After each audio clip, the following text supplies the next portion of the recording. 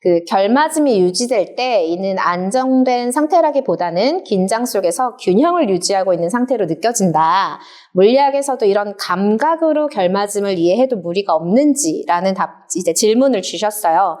근데 사실은 저도 이제 과학자분들이랑 계속 얘기를 하지만 이거를 감각이라는 표현이나 아니면 긴장감이라든지 이런 얘기를 과학하시는 분들이 쓰는 걸 거의 못 봤어서 교수님 이 질문 어떠셨는지 궁금합니다.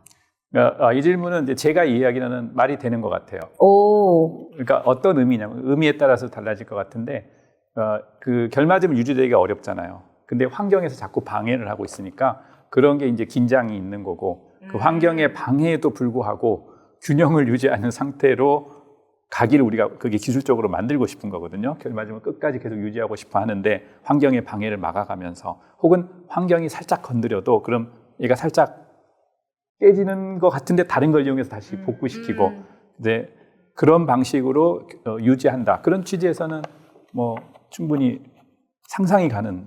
그렇군요. 그러면 여기서 추가 질문이 처음 쓰셨던 감각이라든지 긴장감이라고 하는 게 지금 교수님 생각하셨던 그런 느낌의 감각과 긴장감이었을까요? 일단은 제가 이걸 떠올렸던 거는 결맞음이라는 것 자체를 뭐 실험하실 때 수치화하고 어떻게 일어났다라고 증명할 수가 있잖아요. 네. 근데 저는 그거를 증명과 수치 이전에 그걸 느낄 수 있는가. 그러니까 이걸 실험자가 어떤 결과가 나오기 이전에 되겠다. 맞았다. 뭐 이런 감각으로 또 과학에서 이게 유용한지. 왜냐하면 사실 그거는 과학적인 게 아니고, 그러니까 뭐 이렇게 다 뒷받침되는 근거 없이 됐다라고 할 수 없잖아요. 근데 그게 그래도 그렇게 감각적으로 하도 많이 하다 보면 느낌이 오는 순간이 있을까? 뭐 이런 생각을 하면서 여쭤봤던 것 같아요. 요건 좀 조심스럽긴 한데 제가 드는 느낌은 뭐냐면은 이게 과학적인 결맞음의 되게 중요한 다른 점인 것 같아요. 뭐가 이렇게 진행되는 동안에는 알 수가 없어요. 왜냐면 우리가 과학적으로 보려고 하면 측정을 해야 되는데 측정을 하는 순간 모든 양자역학적인 상태는 붕괴되고 하나의 상태로 가버리기 때문에 아무 의미가 없어요. 그래서 안 보면, 내가 측정을 안 하고 안 보면 이 안에서 서로 관계를 유지하면서 잘 가고 마지막 순간에 딱 보는 순간 얘들이 관계가 있었구나 라고 느끼게 되는 게 과학적인 결맞음이거든요.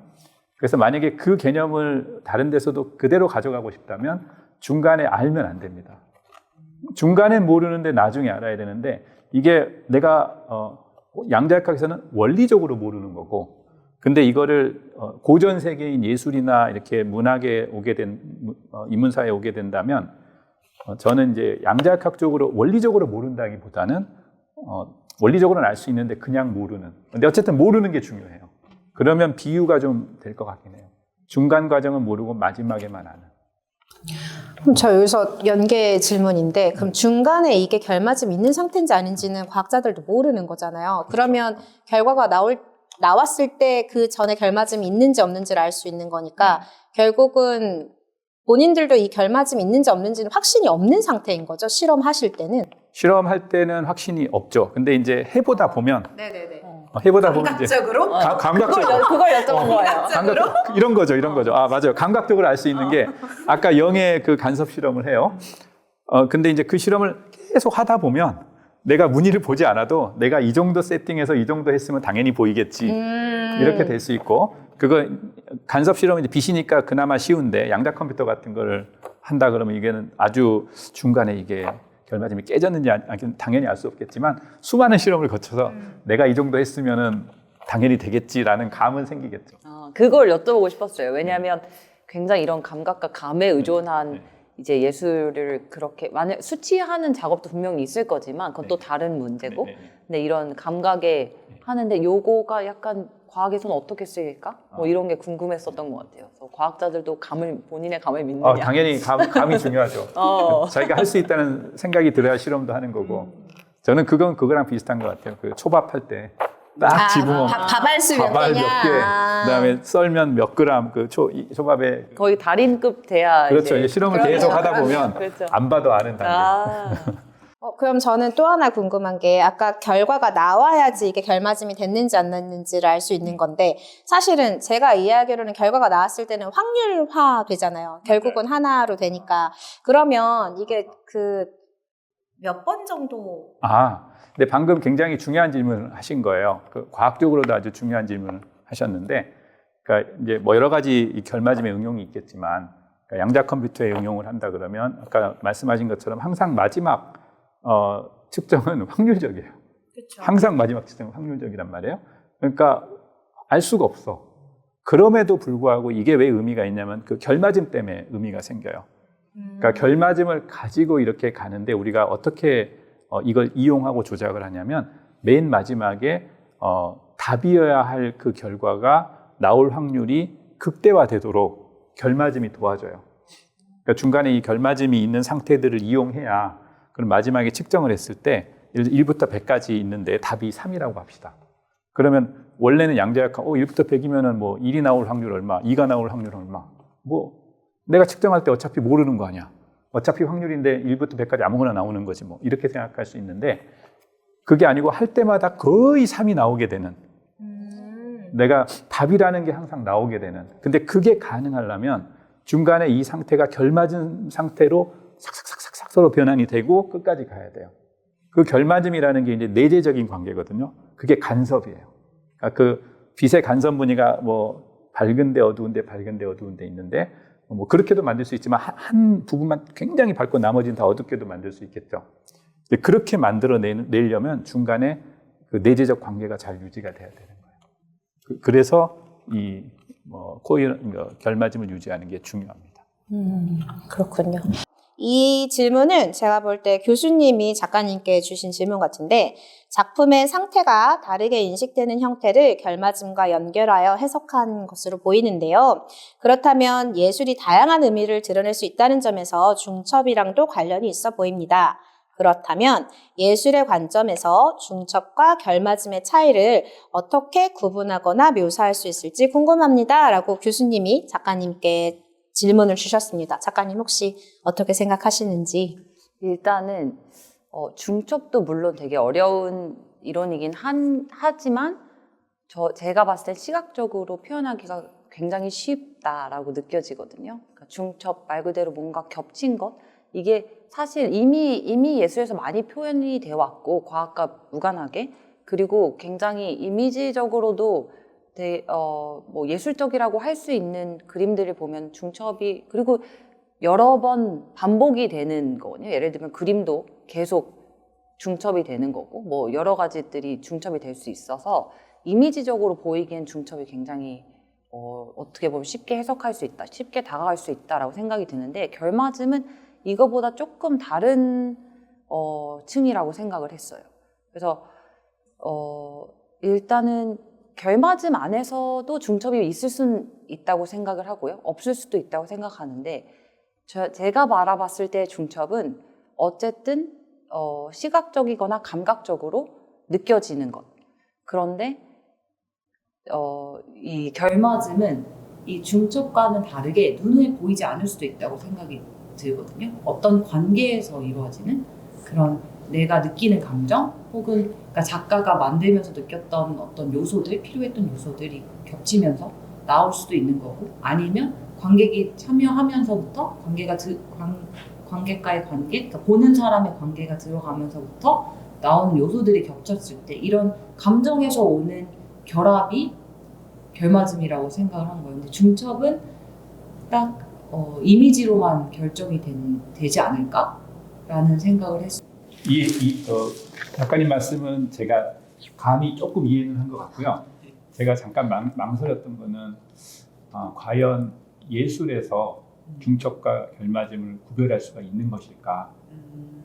그러니까 과학적 센스에서, 그러니까 예술적 센스에서 말고 그걸 잠깐 생각하다가 너무 어려운 거예요. 어려워요. 너무 어려워요. 그래서, 굳이 비교를 하자면 그럴 것 같아요. 네. 네. 그래서 제 입장에서 아마 제일 쉽게 할 수 있는 답은 예술의 세계에서는 그냥 거의 같은 개념이 아닐까. 근데 이제 여기서도 어떻게든 과학적 의미에서 다른 느낌을 넣으려면 좀 생각을 많이 해야 되겠다. 예, 좀 많이 어렵습니다. 그러면 중첩과 결맞음을 하나의 이미지, 그러니까 겹쳐진 이미지라고 생각했을 때 네. 교수님이 보시기에는 비슷할 수 있다 이렇게 생각하시나요? 뭔가 이미지를 떠올려 보면. 네.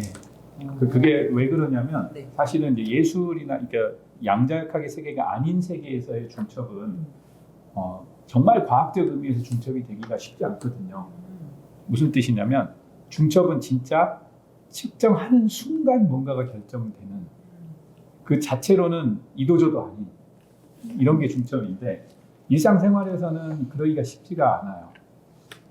근데 또 이제 어떤 예술 작품이 하나 그림이 있는데 이 그림의 실체는 사실은 A, B, C라는 세 개의 상태의 중첩이다라고 내가 얘기를 하면 그걸 이제 해석을 해야 되잖아요. 예술 작품이 그렇게 세 개의 중첩일 수는 없고 그렇죠. 해석을 할 때 A라는 사람이 봤을 때의 작품의 느낌과 B라는 사람의 작품의 느낌과 C라는 사람의 작품의 느낌이 다르기 때문에 이 작품은 이것의 중첩이다라고 해석을 한다면 이게 과학적인 중첩은 절대 아니죠.